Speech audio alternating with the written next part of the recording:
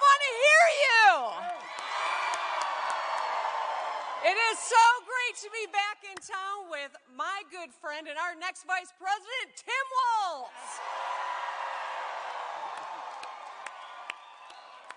So we are taking this bus all across Wisconsin, Michigan, and Pennsylvania because together we're going to win this thing.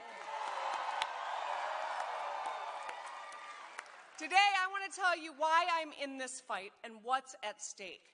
I want to take a moment and ask yourself why you are here right now. Just think about it. What's at stake? Who your why is, what your why is. My why is my two daughters.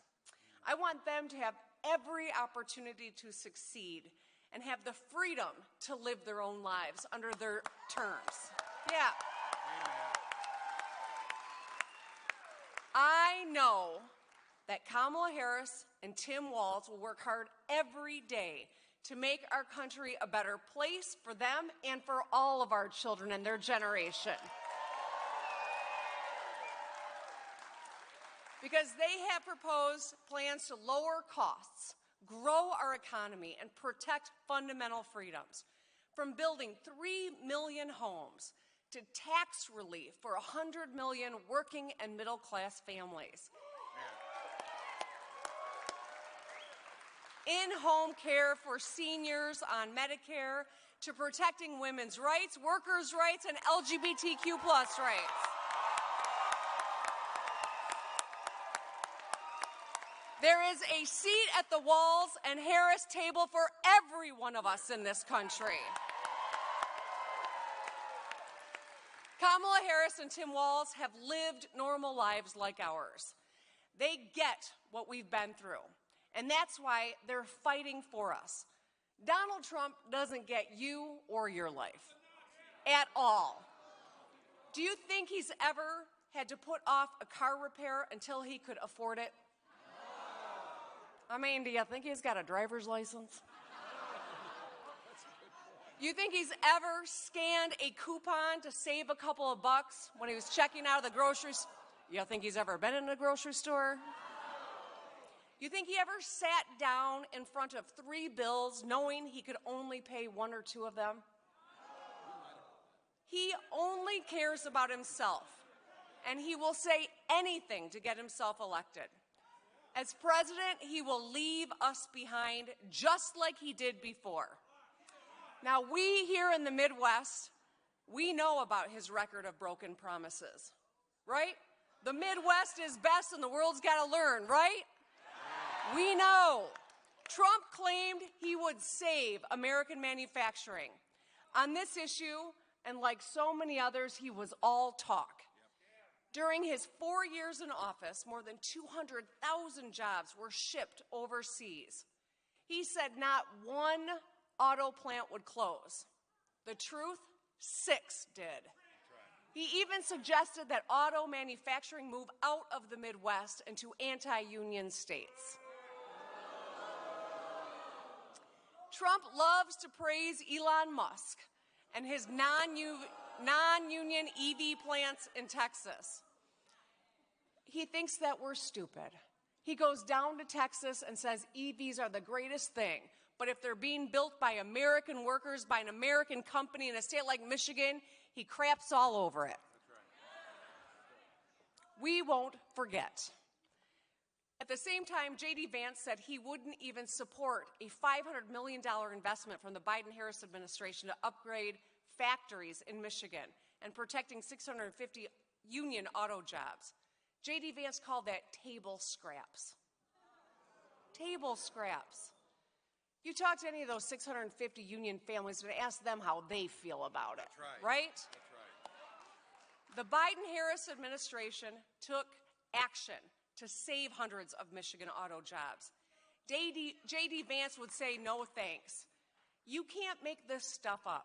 Trump failed us once. We cannot let him do it again.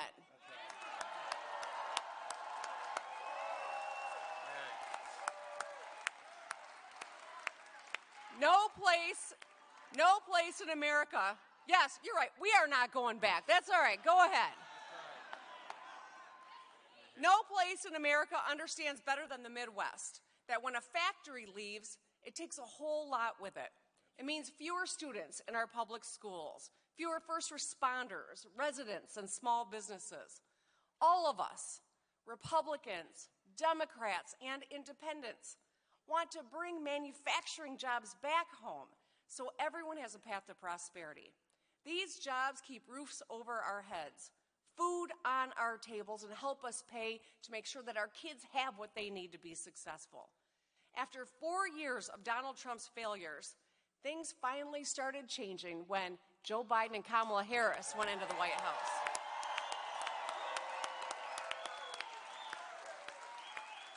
They worked across the aisle to invest in American industry and Midwest workers. Today, there are more auto workers, more factories getting built, more roads getting fixed, more middle-class jobs than when Trump was president. The Midwest is moving forward thanks to Kamala Harris and leaders like Tim Walz. Say it with me, we're not going back.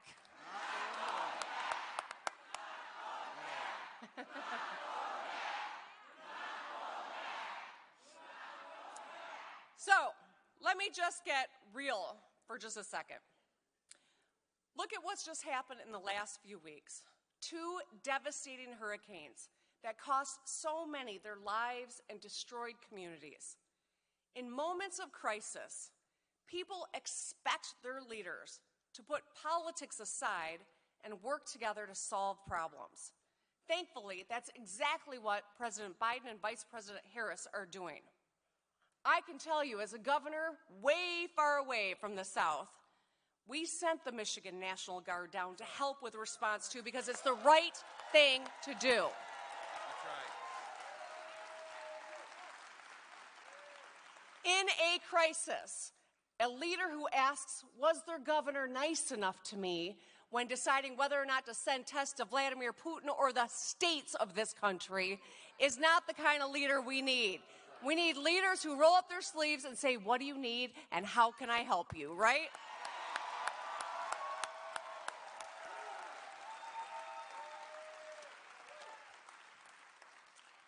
This election, we need to elect a commander-in-chief who has lived a life like ours, who understands what we are going through, who has taken care of a sick parent, who has a running mate who's a teacher and a veteran and someone who to be proud of.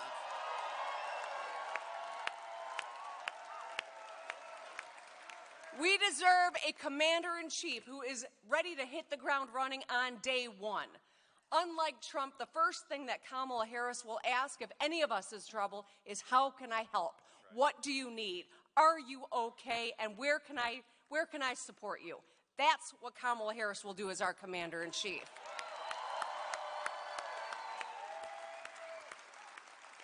Because if we've learned anything, it's in the next 4 years there will be some crisis of some sort.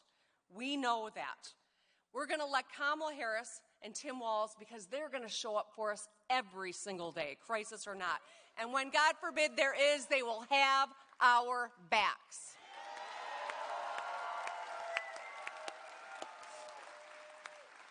So, they are just like us. They embody the values of us Midwesterners. The things that we teach our kids here. Tell the truth. Work hard. Get shit done. Yeah. Midwesterners are strong, they are smart, and they are good people, and they deserve no less in their commander-in-chief. The next President of the United States, Kamala Harris, and Vice President Tim Walz will give us exactly that. Yeah.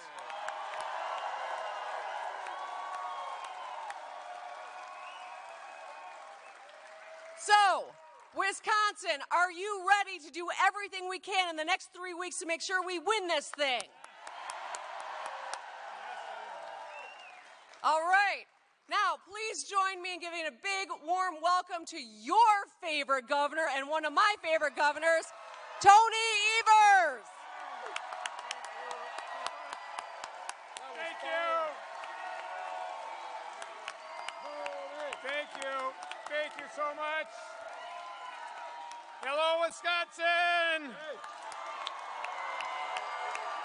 How the heck are you, Green Bay? You know, it sounds like you're jazzed as hell. Let's hear it again for Governor Whitmer. You know, it's not every day a Lions fan gets that kind of applause in Green Bay. But I'll tell you, I'm so glad she's here, spending a few days on the bus traveling across Wisconsin. Thank you so much.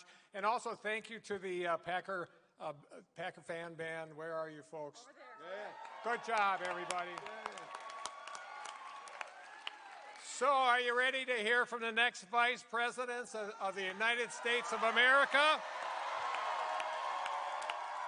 I take that as a yes. Wisconsin, you know, there's just a few weeks left to elect Kamala Harris and Tim Walz and send them to the White House. People are already voting, and so many undecided voters are yet to decide about who they're supporting.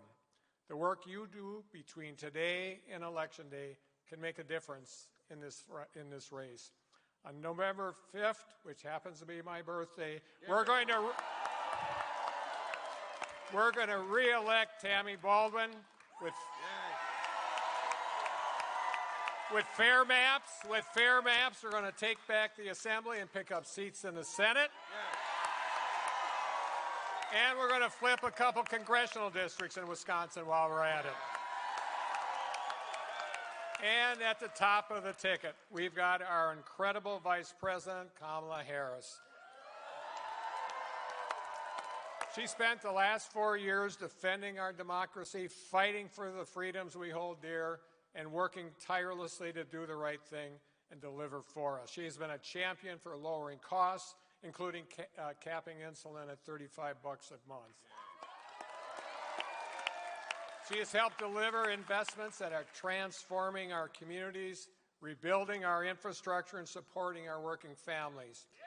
And when it came time to pick her vice president nominee, she had the good sense to pick a Midwestern former teacher and turned governor. How about that? And hey, you know, turns out that's a winning combination in Wisconsin also. Boom. And I know my friend Tim Walz is going to be an incredible, incredible vice president. That's because governors get shit done. So, Wisconsin, I'm going to ask you, are you all in? Good, because we have to keep Wisconsin and the rest of the blue wall in place, because here's the deal about the two jokers in this race. Donald Trump and J.D. Vance are a dangerous threat to our country and our democracy. They're not running to help others or running to serve themselves and those at the top. Their radical Project 2025 agenda won't help Wisconsin families. It'll hurt them. Donald Trump brags about how he killed, quote unquote, killed Roe v. Wade. Because of Trump's hand-picked Supreme Court, Wisconsin women now know what it means to live in a state with a near total abortion ban. They know because they lived it here. We know Trump and Vance will try to pass a national abortion ban, roll back access to birth control, emergency contraception, and even fertility treatments. We know, guess what they're else doing? We know they'll repeal the Affordable Care Act and deny coverage to folks like me and so many others and people you care about that have pre-existing conditions. And they will give tax breaks for the ultra-rich and big corporations instead of helping working families get ahead. That's just wrong, folks. That's just wrong. Wisconsin, this November, the people have the power and we have a choice. And we're not going back. We're not going back. We're not going back. We're not going back. And in Wisconsin, we're going to tell Donald Trump, J.D. Vance, and Republicans up and down the ticket exactly that come November 5th. So let's get to work and let's win this damn thing. Now, it's my honor to introduce a friend, a fellow governor, and someone who's going to make a phenomenal vice president. Let's give a warm Wisconsin welcome to Governor Tim Walz. Tim? Thanks, brother. Thank you. Thank you. Wow. Well, hello, Green Bay. Good to see you all. Can I just say there's so many reasons to be thankful. I, for one, would just like to say two of my dearest friends happen to be two of the most effective and decent people I have ever met in Tony Evers and Gretchen Whitmer. So thank you. Incredible. And as Tony said it, let's just be clear. I think you know in this state what you have, but on behalf of the rest of the country needs Senator Tammy Baldwin. Please send her back. Please send her back. I said between Minnesota and Wisconsin, we have three of the best senators in the entire country. The other one, not so much, but you work on that next time. I'd like to give a big thank you today, especially to the leadership of our indigenous sovereign nations who are here today. So thank you for that.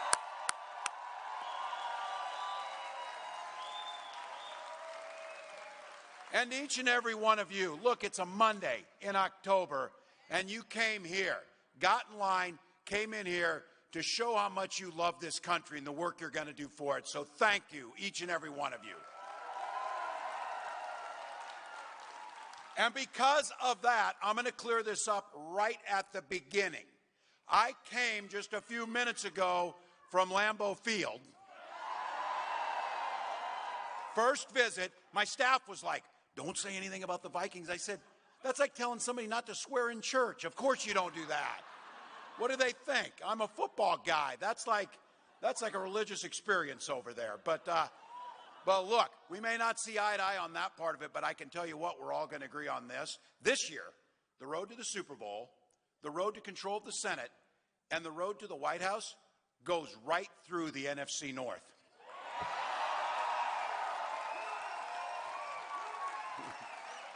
Michigan, Wisconsin, and Minnesota. Look, you had a Lions fan, a Packers fan, and a Vikings fan up here. The only thing more amazing is we got Bernie Sanders, Dick Cheney, and Taylor Swift all on the same ticket. Well, there you go. All right, 22 days until Election Day, and we are running like this is it. 22 days. 22 days till we win this thing. Everything is on the line. Everything is on the line. So Kamala and I, we are not going back. We are not going back. So look, we're barnstorming the country. We're doing radio, TV, podcasts. I'm about 2 hits away from being a regular on Fox News now. We're on a first name basis. But look, our policies help the people who listen to Fox News. That's why we need to get out there. Over the weekend, Kamala Harris made it very clear on this. She's ready. She has been making this clear for a long time. She's ready to be commander-in-chief, and she released her medical records. Straight, clean bill of health. Physical, mental stamina to do the job. Now, I think you all know where I'm going with this, don't you? We're all wondering. Donald Trump said that he would release his numbers. He would release his medical records. Look, he says now, I think he forgot to do it. He's been forgetting things. We'll give him a break on this. But Kamala Harris is right on this. Watch his rallies. He's confused. He's a nearly 80-year-old man. He's ranting and rambling until people get bored and leave his rallies. That's happening. But here's the thing about this. It would be funny if it wasn't so dangerous. Yesterday, he went on Fox News. That's a safe place for him. He went on there, and he suggested that he is going to send the military against the enemy from within. Now, I want you to think about it. In other words, Americans who don't support him. Just to be clear, if any of your neighbors or friends or anybody thinks about that, you know who he's talking about? He's talking about you. He's talking about you. He's talking about someone who comes to a rally to express their love and their commitment to our democracy. Donald Trump sees that as an enemy. All right? So I have to tell you, as someone who wore this nation's uniform proudly, as someone who now is the commander-in-chief of the Minnesota National Guard, the idea of sending U.S. military personnel against American citizens makes me sick to my stomach. I'll tell you what, we'll let the lawyers decide if what he said was treason, but what I know is it's a call for violence, plain and simple. And it's pretty damn un-American, if you ask me. So look, if anybody wants to pretend that this is a normal conversation that Donald Trump is having, just dispel that. The former chairman of the Joint Chiefs of Staff, Mark Milley, said, "No one has ever been more dangerous to this country than Donald Trump, and he is a fascist to his core." Let that sink in, and don't be a damn bit afraid of saying it, because that's exactly who he is. That's exactly who he is. But here's the thing. Here's the good news. We get to do something about it. If you're like me, I am sick and tired of this guy, ready to turn the page on him, and we can do that by making Kamala Harris the President of the United States.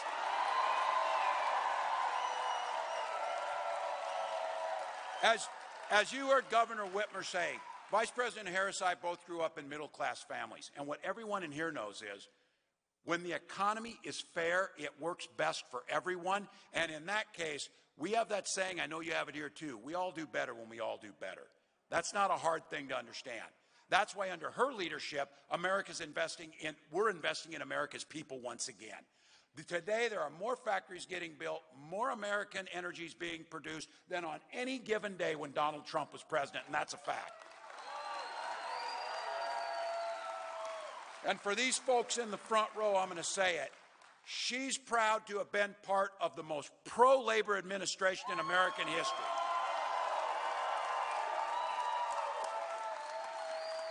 Unafraid and standing next to Joe Biden as we walk picket lines for workers demanding better pay and better working conditions. Because we know when workers win, America wins. It's that simple. And guess what? The middle class grows and businesses flourish. Now look, Donald Trump and J.D. Vance, they see things differently. Trump talks a big game, but he was a disaster for working people. He was one of the biggest losers of manufacturing jobs in American history, and that's a fact. So to your neighbors, your friends, hell, our family members, if they say, I don't really like Trump, but I like his policies, which policies were those? When he destroyed American manufacturing? When he shipped jobs to China? Hell, he doesn't even manufacture his Bibles here. He outsources that to China.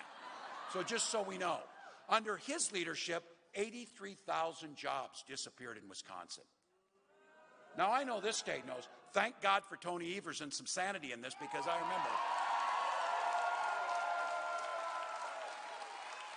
Because remember Trump and that guy before Tony, when they went to the Foxconn, they went to the Foxconn site. Donald Trump showed up with a golden shovel. You tell me, Governor Whitmer, if he knows which end of the shovel actually works. I guarantee you that. But he did that photo op and he promised you 13,000 jobs. And he called that big glass sphere the eighth wonder of the world. Well, I know it's not a shock to any of you, but none of those jobs materialized. And that sphere, you can get a pretty good deal right now renting it out as a banquet hall, just so you know that. Once again, it would be funny if it wasn't so damn sad, because that's Donald Trump's legacy. He claims he cares about union workers, but he makes it harder for them to bargain for pay and benefits. So if there's any questions amongst our union sisters and brothers on this, Donald Trump is a scab. He will break picket lines. And the other day, Senator Vance attacked the PRO Act, a bill that protects workers' right to organize and collectively bargain. The AFL-CIO said that the PRO Act is the most significant worker empowerment legislation since the Great Depression. J.D. Vance called it a failed model. So just to be clear, the guy who showed up and wanted to act nice a few weeks ago is not the guy's policies that care for workers. They undermine them every step of the way, and that populist stick is nothing more than an act. because they've never worked union jobs. They've never been union members. They've never cared about workers. And so Trump promised he would stop offshoring. His tax bill created incentives for companies to do this, that. He cut taxes for billionaires and corporations during his presidency, and 200,000 American jobs went overseas. So their revisionist history is a bunch of crap. It did not happen. They undermined us. Look, you all know it. We can't have 4 more years of this. We won't have 4 more years of it. We won't. Now, I want to make sure I speak precisely on this. I said Donald Trump doesn't have a damn plan. That wasn't quite true. He had a concept of a plan on health care, but he actually does have a plan. And they did us a favor. They printed it. It's about 900 pages of the Project 2025, just so you know. Now, he made it clear. He'll do it. He'll go what's in there. And just so all of you know, I'll save you the time of reading it, but you ought to see it. It's terrifying on this. He will gut the Affordable Care Act. That's when he said he had a concept of a plan on the ACA. And then J.D. Vance tried to explain what that was. And I said, you should go back to the concept of a plan because you explain it, it's worse. Because it's not going to work. Cut Social Security. Just to be clear, every single year Donald Trump was president, and they'll fact check it to the end of time, he proposed cutting Social Security in his budgets. And now he wants to impose a Trump sales tax on everything we buy. There is not an economist in the world who thinks Donald Trump's tariffs won't end up costing you about $4,000 per family. It's that simple. So again, for your relatives and friends who think these policies are going to be good, let's fix it on the front end so we don't have to say, I told you so, when they realize if this happens, if they elect this guy. But I don't want you to think I'm not generous to this, because somebody said, well, you never say anything about Donald Trump. Anything nice. Well, that's probably true. I have not. But he has kept some of his promises. He took his rich friends down to Mar-a-Lago. He told them on camera, you're rich as hell, and I'm going to give you a tax cut. He delivered that tax cut.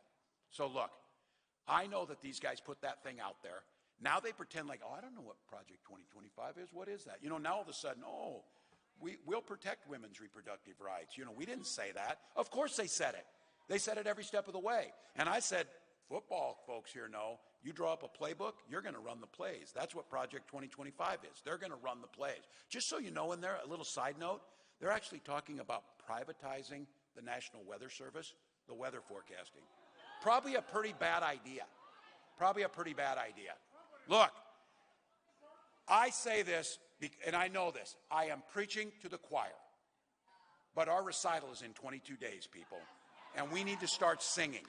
We need to start singing.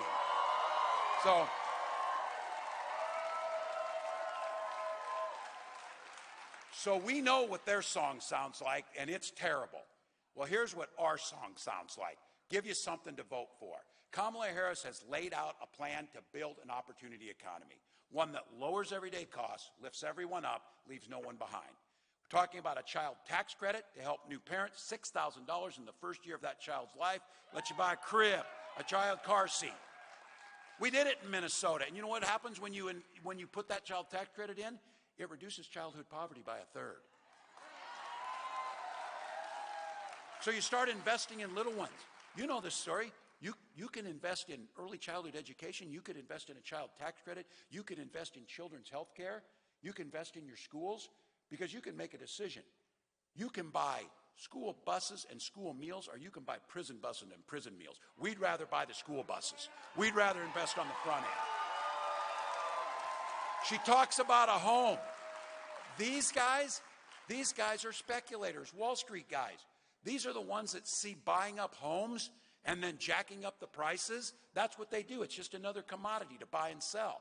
Homes are where we take care of our family. That's why Kamala Harris has proposed building 3 million more homes and a $25,000 down payment assistance. That makes things better. And this price gouging stuff, you saw it in action. We got a hurricane coming in Florida. Guess what happened to airline prices right before that? People trying to fly out of Florida. That's not a fair economy. That's not capitalism. That's price gouging. And we saw it with insulin. Those of you who have to have your insulin, capping it at $35 makes sure everybody can get it. And you know why that's not against capitalism? Because it costs $5 to make that vial of insulin. Why were they selling it for $800? And the answer is because they could and no one stopped them from doing it, and it was putting people's lives at risk. We can do the same thing with prices across the board. And for those of you who are small business owners, you know what you pour into that business. You know how hard it is to start it. Right now, forever, we've had a $5,000 tax credit for you to start that small business. That's not enough. Kamala Harris has proposed a $50,000 tax credit that lets you get your small business off the ground. That's the way it should be. And then some of you, for the gray hairs in here, or those of you who aren't gray hair, if you're caught in that sandwich generation, if you're like me, I got a nearly 90-year-old mom, and as of yesterday, I have an 18-year-old son on this. So there we go. Gus turned 18 yesterday, and he said, "Dad, you're working hard to get my vote." So there it is. But if you're in that generation, you're concerned about costs. You're concerned about apprenticeship programs or college. You're also concerned about Medicare and care for those parents. Kamala Harris proposed what I think is the most groundbreaking change to Medicare in maybe the last 50 years. The ability to pay for home health care for our seniors when they're at home. It's incredible. And get this, Medicare, some of you know this, Medicare didn't pay for vision and hearing. Those are important things when you need. So she proposed adding that to Medicare so that our seniors can get their hearing aids and their glasses. So here's the one. Clip this for your Republican uncle or your brother, if you're in some of us, and let them know. When did the party of Ronald Reagan decide that it was okay for government to make your personal choices? Look, the Republican Party has added much to the benefit of this country, but that's not who Donald Trump and the MAGA folks are. When Vice President Harris and I talk about freedom, she comes out to the stage on the song Freedom. It's not just a song. We mean that you should be free to make the decisions about your health care and your family, not politicians. And these guys on Social Security, we pay into it. In my family, it was Social Security survivor benefits. I'm a teenager. My little brother's in 4th grade. My dad dies. Social Security survivor benefits was there to keep my mom going. So we're Midwesterners. We're damn happy to pull ourselves up by our bootstraps. We just didn't have any boots. That's what Social Security survivor benefits is, and we paid into it. So these are the guys like Donald Trump tells you it's a Ponzi scheme. J.D. Vance tells you it's the only thing standing in between fiscal sanity and that. No, it's not. It's tax. How can a guy like Donald Trump not pay taxes for 10 of the last 15 years and then complain about Social Security? So Kamala Harris has said, we will strengthen Social Security and Medicare and make for a dignified retirement. And I'm going to say it on this one. Freedom means a lot of things. We're talking about freedom for you to make your own choices, freedom to retire in dignity, freedom to have health care. And I'll say this, freedom to send your children to school without worrying they'll be shot dead in that classroom. That's freedom. That's freedom. And I'm going to take no crap off these guys. I know guns. I'm a veteran. I'm a hunter. Kamala Harris is a gun owner, as we found out. We're not going to let them make this about the Second Amendment because we defend the Second Amendment. But our first responsibility is the safety and security of our children. That's our first responsibility. All right. You've seen it. Don't listen to the polling or whatever, but it's pretty clear on this that the message is sinking in with the women, fellas. So I'm going to make a message to the guys here for just a minute. I'm going to make a message to the guys here. If you got any women you love in your life, your wives, your daughters, your mothers, and friends, let's not forget, their lives are literally at stake in this election. Let's be very clear. Donald Trump appointed those 3 Supreme Court justices who did exactly what he told them to do, repeal Roe versus Wade. He brags about it. He's glad my daughter Hope now has fewer rights than her mother had. That's what he's bragging about. More than 20 states have the Trump abortion ban, which he calls a beautiful thing. A beautiful thing. Now, you're all thinking this. What that beautiful thing means is all across this country in those states, there are women that are being denied care in the ER, having miscarriages in parking lots, survivors of rape and incest being asked to carry those pregnancies to term. That could be the women across the country, and you saw it with Amber Thurman down in Georgia, had to travel to North Carolina because of that trip. She lost her life. If she would be living in a state or living in a country that had Roe versus Wade protection, she very well would be alive today. The idea that women's rights are dependent on geography is just abhorrent to all of us. That's why we need to elect Kamala Harris and reinstall Roe versus Wade.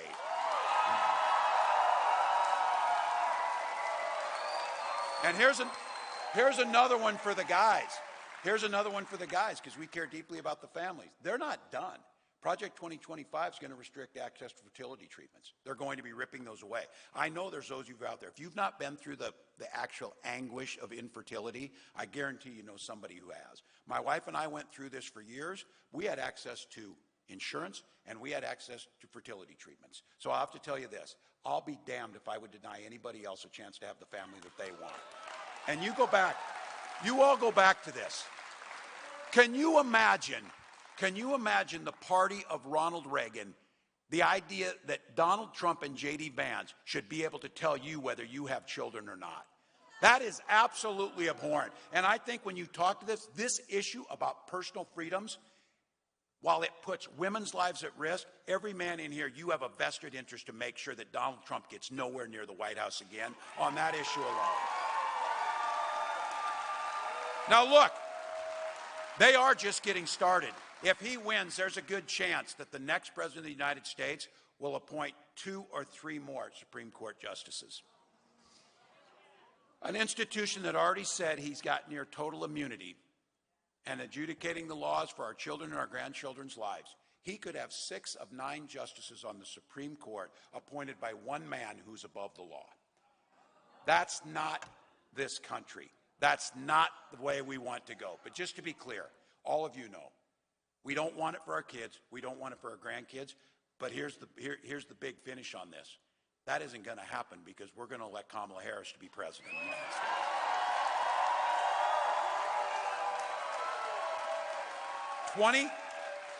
22 days, don't get complacent. I know that people are talking about this. Look, we are the underdogs. For Christ's sakes, I'm a Vikings fan. We're always the underdogs. You know that. Well, we're also 5-0 this year, so there's that. So look, I got to give the quote here on this. It was Vince Lombardi who gave that one, and I used it all the time on this. It's a very simple analogy that everybody in Wisconsin, everybody in Michigan, everybody in Pennsylvania knows. There is simply no substitute for work. No substitute for work. So look, 22 days, we're leaving it all on the field. It's all gas and no break for 22 days. I've been saying, I got to be careful on this one. I've been saying we're going to sleep when we're dead, people. I had a woman come up to me at a rally and say, you're taking that too literally, man. You look like hell. So big down there. So I'm not slowing down. You're not slowing down. There are people out there that don't have the ability to come to a rally. They're too busy. They're working 2 and 3 jobs. They're concerned about health care. They're concerned about their children. We owe it to them to do everything we can to win this thing. Hell, there may be people not voting for us, but I'll damn sure guarantee you the proposals we're putting forward and Kamala Harris as a president will serve them so much better than Donald Trump that we owe it to those folks too. So look, early voting starts in 8 days here on the 22nd. We need all of you to get out there, vote as early as you can. Get out and bring people to the polls. I'm telling you, this thing is going to be close because we're a divided country. It's going to be close because they will do everything they can to try and suppress votes and make people feel like it doesn't matter. That's where you all come in. You're motivated enough to be here. You've got a voice to talk to your neighbors. You know you run into those people who say, oh, I'm just not that into politics. Too damn bad. Politics is into you. Go vote. Go vote. And let them know. If you tell them, they'll go. 1 or 2 people in every precinct in Wisconsin or Michigan or Pennsylvania will be the difference, not just for the next 4 years, but for the next 40 years. And not just for this state or this country, but globally. The rest of the world is looking and saying, where is the America we love? Where is the America that leads with its values and its decency and its kindness? Well, I'll tell you where it's at. It's right in this room. And you know it's this simple. The vice president said it, and it seems simple, but you know it's true. Vince Lombardi's there's no substitute for hard work. And when you put that work in and we fight, we win. So Wisconsin, let's win this thing right through Green Bay. Let's elect Kamala Harris president. Thank you.